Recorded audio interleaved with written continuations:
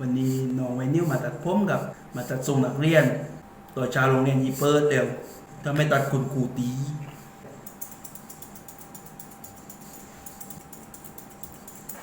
น้องไวนิ้วยืนนั่งนิ่งๆแล้วน้องไวนิ้วค่อนข้างที่จะดื้อนะครับถ้าว่าเขาอยู่ไม่นิ่งได้เพื่อนๆข้ออภัยโดยดีภาพยังไม่ชัดไวนิ้วอย่าดื้อเลยไวนิ้วมันพอไม่ซ่อนมั้งเราอยู่บ้านเนาะวันนี้พอเปิดร้านมะไวนิ้วบ้านเขารับทำป้ายเป็นไวนิ้วที่ชื่อไวนิ้วบ้านเขาทำไวนิ้วเขาทำป้ายถ้าใครสนใจอีทำป้ายปรึกษาได้นะไม่อะอ๋อพอเล่นแต่เกมโอ้พอไวนิ้วงานของเขาค่อนข้างดีถ้าใครจะไปทำป้ายต้องจองหลวงหน้านะครับประมาณ 7-8 เดือนเจ้าของร้านขี้คลานพูดถึงยาวนะเรื่องนี้น้องหนังเน่งๆนะหนังไม่เน่งทีหลังไม่ตัดให้แล้วนะน่าเบื่ออยู่ที่บ้านให้พอซ่อนมั่งนะไม่ใช่พอท้าแต่ไปเล่นเกมอยู่บอกพอน้องไว้ซ่อนสั่งซ่อนน้องมั่งแหละนี่ไม่ได้ผัดทิ้งใครนะครับ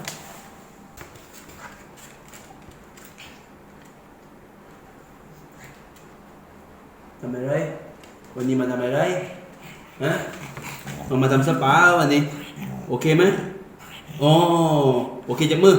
โอเคจับมือเลยนะนี่เขามาทำสปานะเป็นพยานในกันนะตึงสปาทีร้านนะ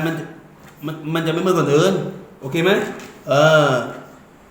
วิธีการทำสปาก็คือขั้นตอนแรกเลยก็คือการนวดโอเคไหมโอเคจับมือโอเคจับมือโอเคจับมือครับมูผ่อนคลายเหมือนได้ผ่อนคลายเห็นไหมคือวันนี้เขาข้อรองเองว่าเขาทำสปามันเป็นการนวดผ่อนคลายวันนี้ดูเลยว้ายกินกิ้วนี่จำเป็นมันเป็นชมเลยผ่อนคลายโอเคไหมชอบไหมเอาอีกโอเคไหมเอาอีก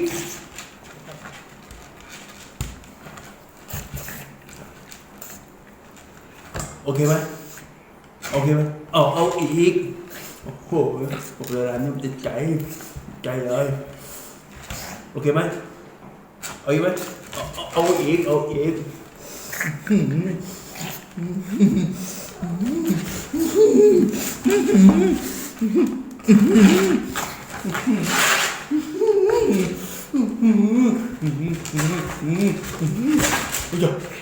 คึกแล้วการทำสปาทำให้มันคึกได้แล้วต้องแต่ข้อควรระวังนิดเนี่ยทำแล้วมันจะบาน่ากลัวแล้วโอเคจับมือ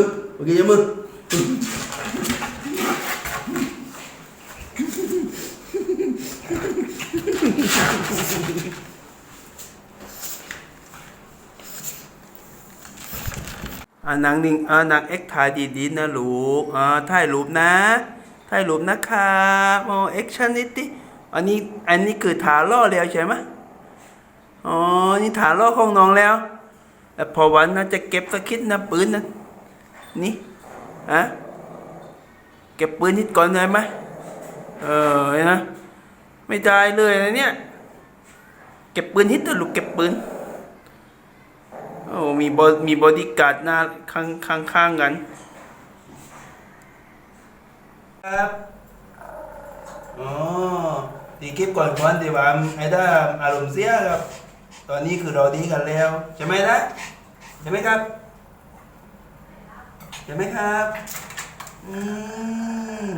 บ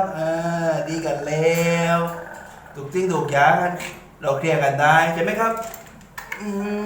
ครับดีกันแล้วไม่เจอจับมือนะคือเราดีกันแล้วไอ้ก่อนมันผ่านแล้วครับผ่านไปใช่ไหมครับใช่ไม่เจอจับมือนะการจับมือนี่คือดีกันแล้วนะครับใช่ไหมนะ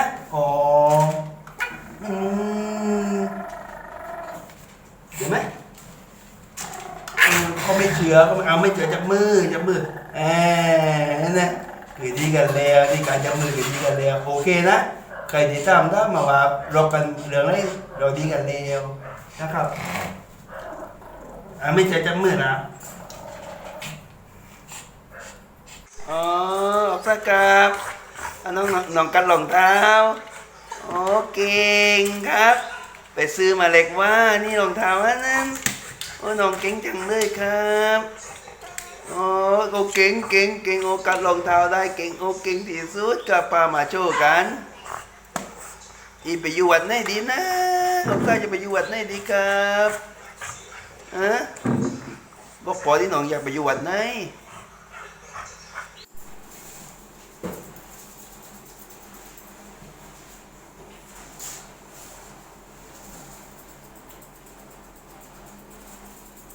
น้องสะดวกแบบนี้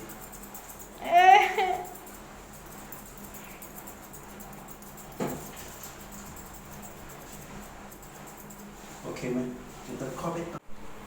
อย่างนี้นะสกิดก่อนโอเคตัดขอบเท้าตุ๊ดเอ้ยนี่ใหญ่จริงตาเลยหนูหันมาเลยจ้า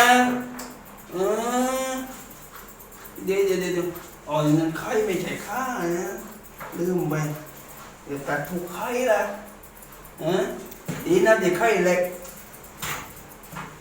ตะกี้ก่อนยังไม่เดี๋ยวปล่อยที่ยืดโอเคยืดโอเคยืดเอาแล้วยืดมา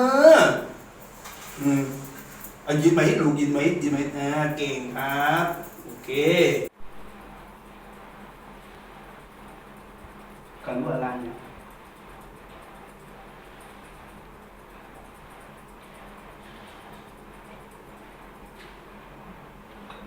ยกอีกก่อนอีกเดียวโอเคครับ45 องศาครับ45 องศา12 นาฬิกาลูก12 นาฬิกา18 นาฬิกาลูกโอเคนะคือมาลาเนียมส่วนใหญ่จะเป็นม้าฉลาดถ้าม้าไม่ฉลาดจักทำไม่ได้นะอีกเดียวออกข้ามไม่ต้องขึ้นหัวถูกไหมเดี๋ยวเอาขึ้นนิดเดียวเร่งจุดอีกเดียวครับเก่ง